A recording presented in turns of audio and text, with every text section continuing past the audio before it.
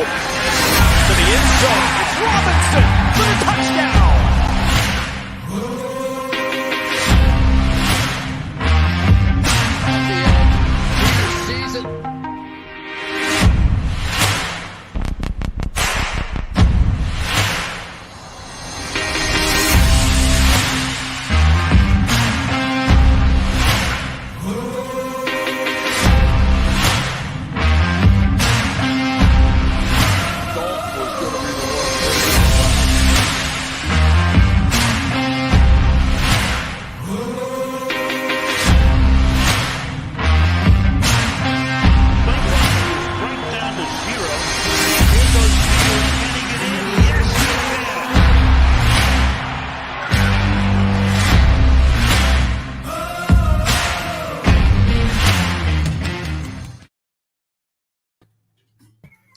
What's up, everybody, and good morning. Welcome in to the Undefeated Sports Network's premier pregame show out of hibernation.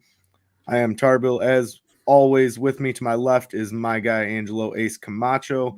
What's up, Ace? How we doing this morning, man? What's up, Tarbill? Not bad, just getting super hyped for this Trevor Siemian, Mike White, Bears-Jets game. It should be a barn burner. Yeah, so obviously, unique situation this week. It looks like Justin Fields is going to sit, and therefore Trevor Siemian's going to get the start this afternoon.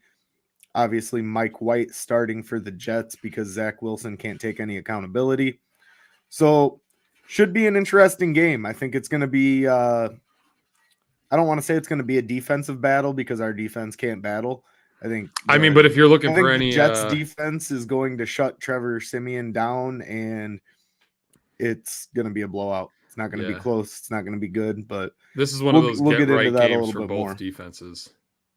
Yeah, even though the Jets defense has just been outstanding. So, yeah, it's a tough week, man. I mean, ultimately we want to see Justin Fields play when healthy, as we alluded to when we did our show Wednesday night.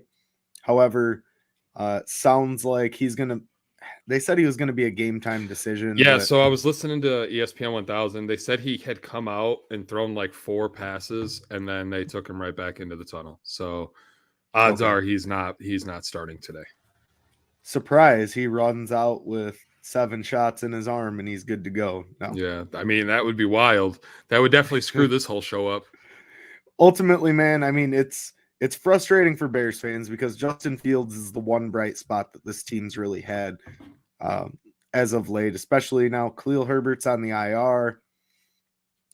A lot of pieces missing on defense, clearly, and it's going to be a tough game to watch. But each and every week, as we always do, we're going to break it down for you guys and go through the good, the bad, and potentially the ugly. So starting here with topic 1, Justin Fields out versus the Jets with AC joint injury. So as you stated, Ace, it sounds like Fields came out of the tunnel, threw a few balls, and went right back into the tunnel.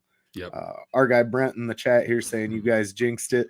Maybe we did, but realistically, I mean, it's probably the best thing for the Chicago Bears at this point to have Justin Fields sit. This is a meaningless game, right? Your team's 3-8. You don't want to risk further injury to your franchise quarterback. Can we call Justin Fields the franchise quarterback now? Are you good with that? I'm 100% good with it. Okay. So your franchise quarterback, you obviously don't want to risk getting hurt at this point. Furthering the injury that he's incurred. So it makes sense to sit him on the bench this week. It's frustrating because we would like to see him go out there and perform, but on the other hand, you have the future and longevity of not only Justin Fields as a player, but this Bears organization. You know, if he goes out there and gets his shoulder completely wrecked, and now we're talking surgery and off-season rehab and stuff like that, then you're doing more damage to your team. Yeah, it's not worth risking it for a team that's 3-8. Nope, not at all. Now, if they were 8-3 and on the cusp of playoff contention, then maybe it's a different conversation. Maybe, but even so, they're playing the Jets. It's not like if this was against, let's say like the Packers next week, and for a playoff spot, that's a little more, hey, we need you to play through this. But you're playing Right. a Jets team that's defense is stout. They can get to the quarterback. Our They're offensive top line, 5 this year, I believe. right, and our offensive line can't protect the quarterback. So putting him back there is just a recipe for disaster. So I just got a message here. We have breaking news. We need a breaking news banner. We do. You're right. But I'll make breaking that for news, next week. guys.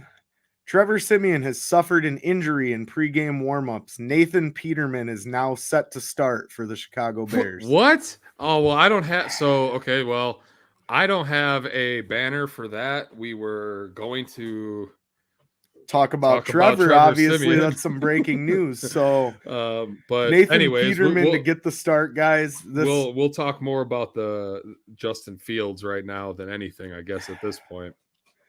So Nathan Peterman to get the start with Trevor Siemian suffering an injury in warmups. You cannot make what? this stuff up, guys.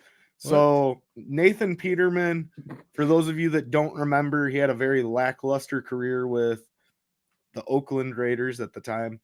It was before they moved down to Las Vegas. Nathan Peterman is not a good quarterback, guys. There's a reason that he's on the Bears practice squad. Yeah, he's the third string quarterback.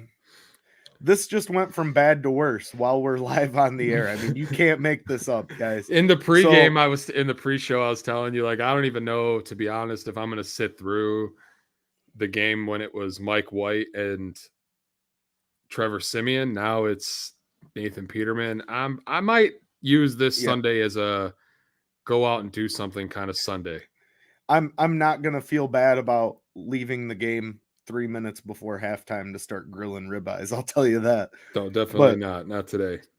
So, guys, Justin Fields is out, down with the AC injury. Horrible news for us as Bears fans, as those who watch football. But us as content creators, we have to understand the greater good. And obviously, Justin Fields sitting is what's best this week.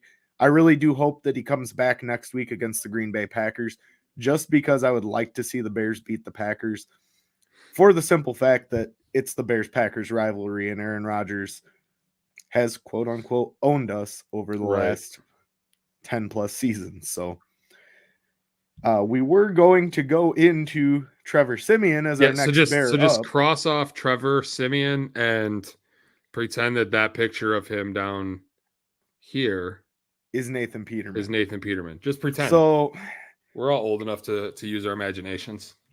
Ace, do you want to pull up some stats on Nathan Peterman? Yeah, give me a sec, because I was not prepared for him to be starting. All right, so Nathan Peterman, last game he played was he was in Vegas in 21. He didn't have any stats then. Right. He played in 2020 was his last action he's seen. He threw for 25 yards. There we go, Bears fans. 25 yards. The whole season. Ultimately, I mean, is this offense going to look worse with Nathan Peterman than it would have with Trevor Siemian? Probably not. They're both two lackluster, slow guys who don't have the mobility of Justin Fields. Nathan Peterman did break out for like a 60-yard touchdown once while he played for the Raiders. I think his rookie season. I do remember watching that, but I don't think he's going to do it today. So his rookie, he was drafted by Buffalo in 17. So his sophomore season. He in 2017 he threw for 252, 2 touchdowns, 5 interceptions, with a 38.4 QBR. Then the next year, there we go. Then the next year, he threw for 296, 1 touchdown, 7 interceptions, with a 30.7 QBR. So that's the dynamite offense we have to look forward to. It's that's basically like if we were to put the game on last year and watch when Nick Foles was playing. That's how bad this game is going to be. But hey, as Bears fans, we're already accustomed to these types of games, right? So realistically, this is just like a normal Sunday for us, other than the last 6 weeks. So ultimately, this offense, like I said, isn't going to look much different with Nathan Peterman out there over Trevor Siemian. I mean, it is what it is at this point. We got our news breaker in the chat the ready news to jump breaker. on. So our Adam Schefter over here. our guy Vince, what's Boys. going on, Vince? What's up, Vince? Man, nothing. Just, feels good to be able to talk again. I was pretty sick over here, so kind of good. And then obviously went on, was watching ESPN and saw that come up and was like, wait, what? Yeah. Yeah, Brent's 100% right. This feels like week one. Feels like week one of last season. We're accustomed to this type of game that's going to be happening today. So I think difference though between Simeon and Peterman. No, that's what I was alluding to before you jumped on. I mean, they're both two guys who aren't going to be world beaters running the ball. I mean, they're very immobile pocket passing quarterbacks. Yeah. Nathan Peterman did have one rush his sophomore season for like 62 yards, I think. So I watch Hard Knocks every year. Right. So the year that he was with the Raiders before he got hurt and was wound up on IR, I'm not saying that he looked like a starting quarterback in the NFL, but if you think about, how many teams elevate somebody from the practice squad that started a game in the NFL before? I mean, that's true. Not many. This is true. The Jets have a good defense, but they're starting Mike White. Like, it's not like they're, Tom Brady in his prime is coming out here to lead the Jets today. So, and Breece Hall is out for the year with the ACL. So, we're looking at James Robinson and Michael Carter. This is definitely, if you have a Bears running back in your fantasy football, this is definitely the week to start them, to play them, because I see no wide receivers doing anything today. No, I agree. It's going to be an unfortunate matchup, man. It's not anything that anybody wanted to see. Now we've got Nathan Peterman, third string quarterback, starting. You cannot make this up. I mean, obviously we knew Justin Fields was going to be questionable. Then they rule him out. Trevor Siemian gets hurt in warm-up, so now we get to see the Nathan Peterman show. So then I guess the question remains, is Fields now the backup to Nathan Peterman, or what are we doing here? At this point? No, Fields. I don't think Fields is active today. I don't think so. Who would be the next? Gill, the punter? Is he the next up after that? Or Fields came out, threw like 4 passes, and then went back into the tunnel. So Montgomery, didn't he play a little quarterback? Fields came out, threw like 4 passes, and then ran right back into the tunnel. Yeah, they probably said, hey, throw this ball. Does your left shoulder not hurt anymore? No, coach, it still hurts. Yeah, okay, take your ass back to the tunnel. Right. Like, what's the point? So ultimately, man, it's going to be a frustrating quarterback matchup, but let's move forward with our next topic here this morning. We got our guy, the baby bear, Tevin Jenkins. Is Jenkins worth the drama? That's the question, guys. Ultimately, Tevin Jenkins has some maturity issues, some growth to do there. A lot of growth to do there. Unfortunately, at this point, you've got a guy who has performed average at best, I would say.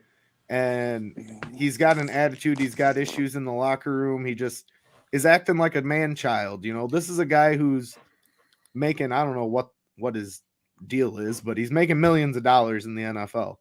Regardless, you need to act like an adult and man up and get all the drama, the baby isms.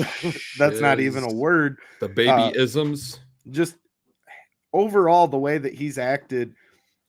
If you're a big name star, I get maybe being a little bit of a prima donna, but this is his second year. It's your second year. You do not deserve to be acting the way that you're acting. No. Point blank, period. So dude's acting like he's a 4-time Pro Bowler who is looking for a contract, and like you threw a fit last year, and then this year to start the season, the Bears weren't really sold on him.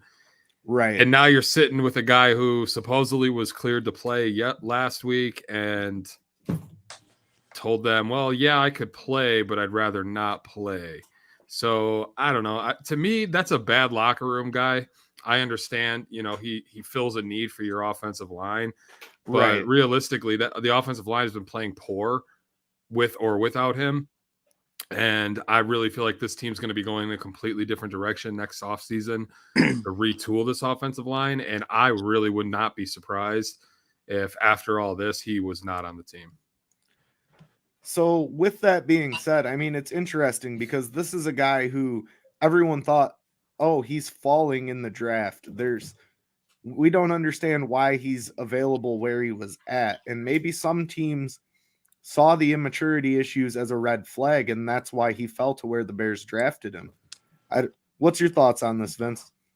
Well, I mean, I think anytime somebody falls in the draft, there's always a reason, and whether it be that some teams just wanted a different direction at the position and now they don't have that need anymore, or whether that's an immaturity thing.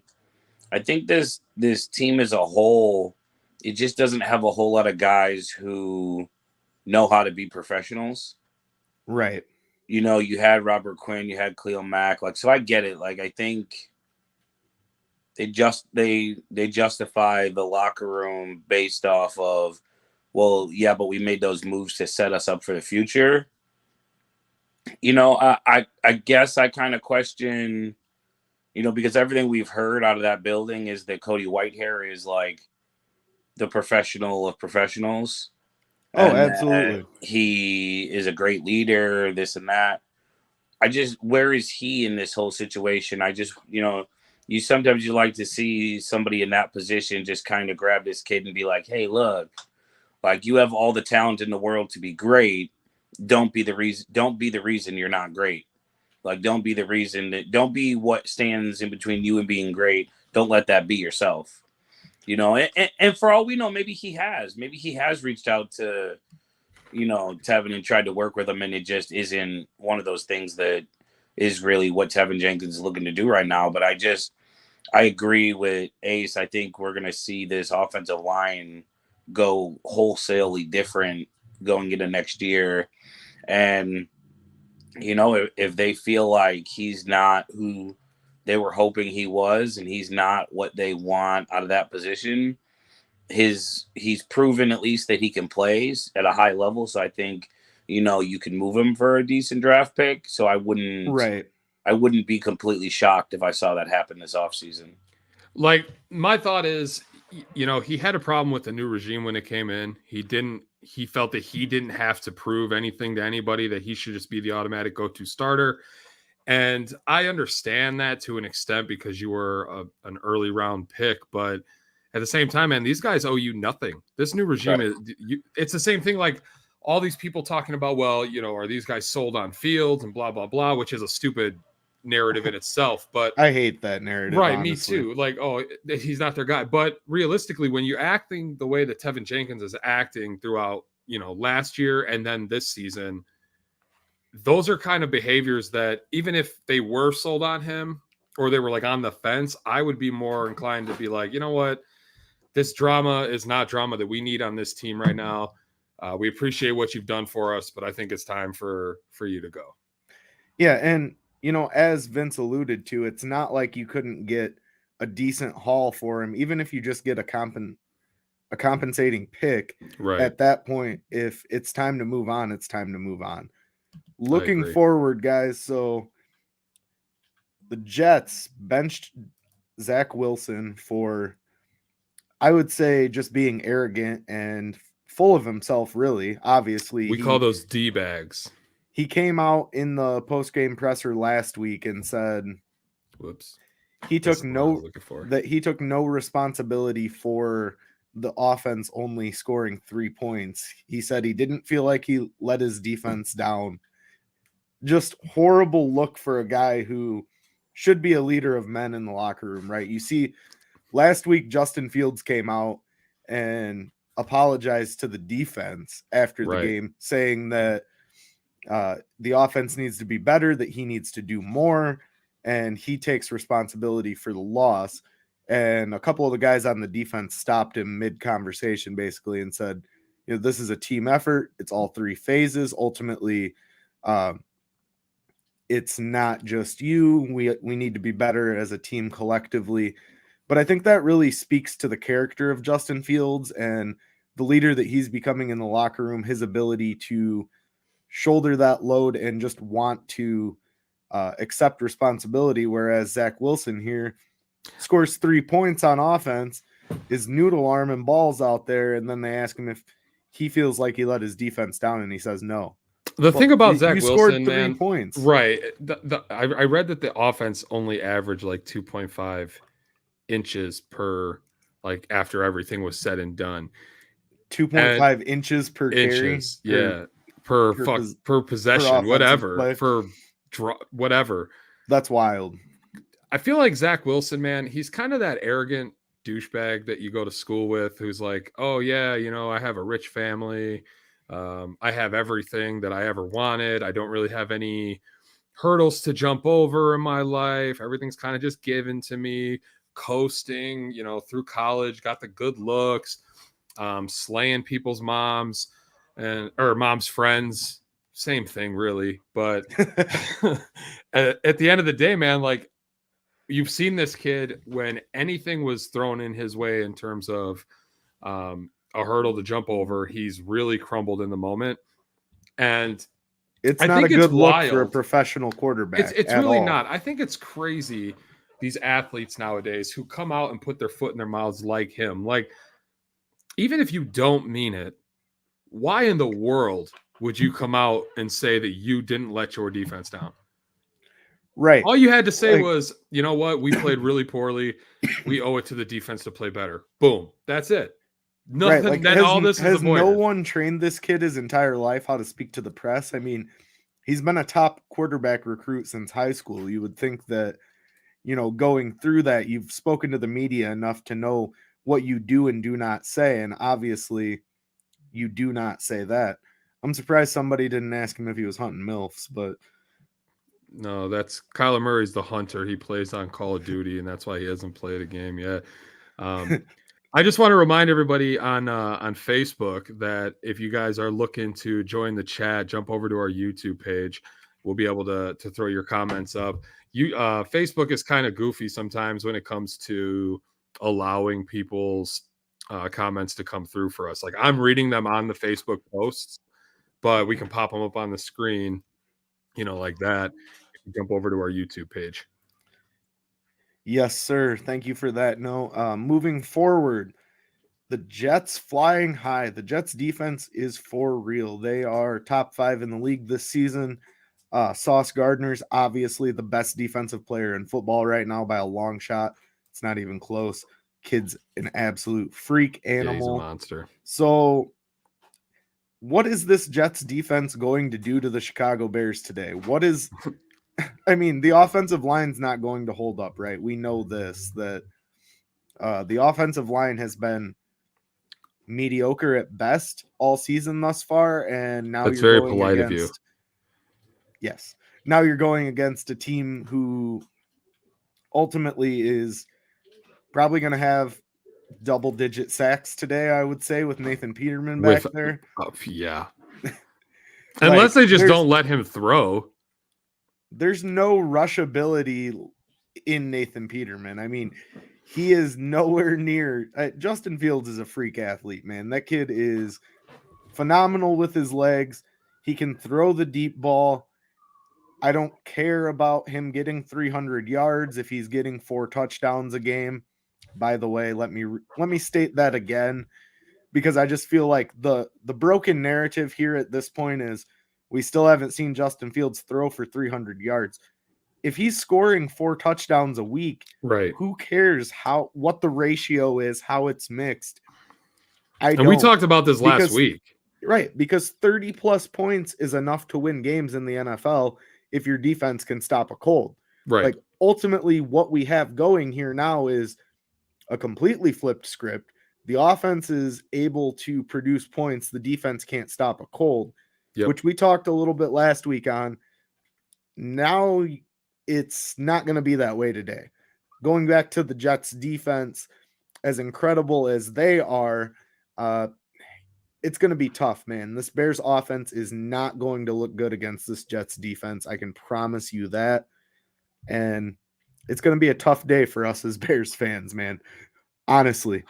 I Moving mean, it is, forward- but if we're being honest, like I feel like it's a lot of our Bearhood fandom has led us to be okay with this game, right? Like I've watched games where this team has just been completely overwhelmed by other teams, by their defenses, and Right. this to me is one of those games. It's the exact same thing. You're going to see a lot of check downs. You're going to see a lot of screen passes that are going to probably get blown up behind the line of scrimmage. A lot of the game where we're going to be like, oh, I just want to pull my hair out. So let me flip the script here real quick. Give you a crazy what if. What if Nathan Peterman comes out today and he's just a world beater, throws for 4 touchdowns, 300 plus yards, and just lights it up? I'm just Well, kidding. I can't even say if that he with a did straight that- face because I know it's not going to happen. If he did that, I think we as Bears fans would be lucky because we'd probably come away with a victory. Right. But in the same breath, the dude is a third string quarterback for a reason. And Even- ultimately, it would just hurt our draft position, right? Like at this point, we're looking at drafting Jalen Carter. Like the best thing which- for the Bears, honestly, and I know people don't want to talk about this, and oh, we should want them to win. Yeah, we do want them to win, but at the same time, like this team's best interest is to lose games. Right now, they're sitting in the third place draft position, and while that's good and all, we talked about it last week that the drop off from second pick in the draft to third pick in the draft in terms of quarterbacks, there's a big drop off there. right. The best thing for this Bears team would be to get in that top 2 so that they can really have wheel and deal and trade Yes, those picks. exactly, so that they have the ability to trade back and get a haul for whoever wants and needs a quarterback. For whatever team, I'm thinking the Detroit Lions, particularly. Yeah, they don't really mind trading within the division, so I would be okay with that. Right, you just traded Hawkinson, which Right. God, I'm still scratching my head over that move. But Yeah, that's a weird one for sure. so the Detroit Lions will need a quarterback. You've got CJ Stroud and Bryce Young are really the 2 quarterbacks that I can think of that are, top tier, going to be able to be a starter and make an immediate impact in the league. Mm-hmm. And Detroit's going to go after one of them. So if the Bears are, even with the 3rd pick, I could see if those quarterbacks don't go 1-2, I could still see the Bears getting a haul with the 3rd pick. But honestly, I think here's my perspective, and I don't want to speculate because I haven't heard this. This is just my gut feeling, is that the Bears brass upstairs and ownership has told Matt Eberflus to play competitive, but to lose games. You think they told him That's- that, like, hey, lose these games? That's the feeling that I'm getting. And obviously they would never admit that. Coach Flus came out in the presser this week and said our goal is to win games. If Justin's healthy, he'll play.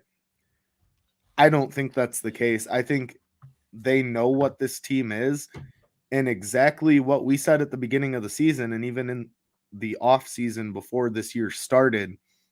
Justin Fields' development was the only thing that mattered ultimately this year.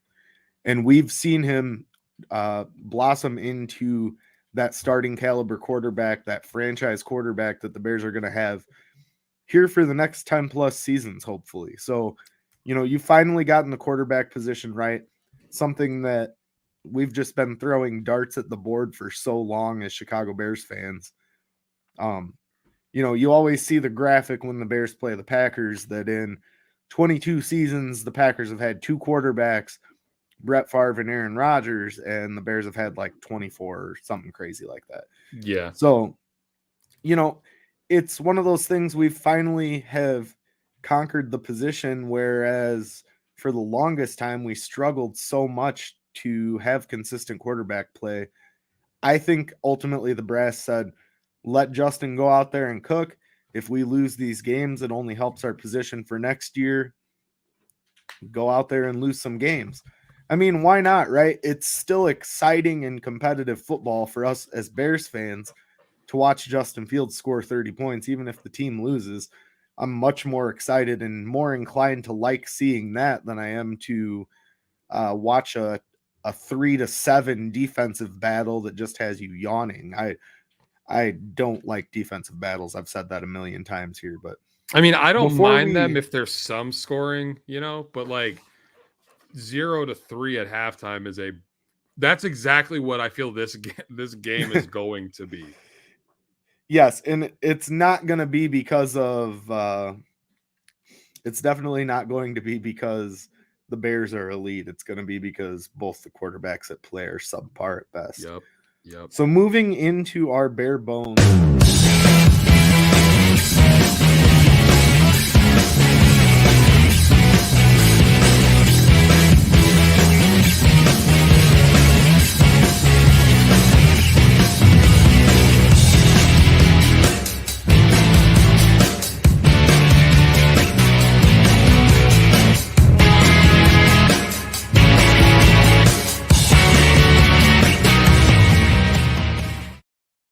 So first off, I want to apologize for that. I was a little trigger happy with the video. That you were, but that's all right. Bad. Moving into our bare bones segment for this week, each and every week here on USN's premier pregame show, we give you our 3 keys to a Bears victory. We like to call this the bare bones. As you can see below us, we're going to go through 1, 2, 3. Number 1, the defense has to step up. As I alluded to earlier, this defense can't stop a cold right now. They need to be able to stop Mike White. It's Mike White. It's not Zach Willson. It's not Joe Flacco. It's Mike White. You have to be able to stop this guy, who arguably is their third string, really. I mean, why Joe Flacco isn't starting this game, I have no idea. It makes no sense that if you're going to bench Zach Willson, Joe Flacco played great early in the season when Willson was injured. So unless they're hoping that, like, if Willson is to be moved, that they can see something out of Mike White that's going to, trigger them to think, oh, well, this might be the guy. But that would be such a Jets move, though, right? Like, well, the guy we drafted isn't working out, so why not go to the third string guy and see if he's the guy, and we'll run him for a year or two. Right. Ultimately, it's super frustrating from a Jets fan perspective to see him out there, but ultimately it is what it is, right? Yep. That's where we're at, and the Bears defense has to be able to stop this guy. If they can't, then this is one of those games where you have a defensive-minded head coach. Like, you have to go into this and tell these guys, hey, listen, if you can't do it today, when are you going to do it? Right. And it's probably not going to be today, unfortunately. So moving on to number 2, Chase Claypool. Our guy Chase Claypool has to have a big day with Nathan Peterman at quarterback. Oh, yeah. Obviously, we did this before we knew the breaking news of Nathan Peterman starting. It is what it is, right? Chase Claypool is a freak athlete.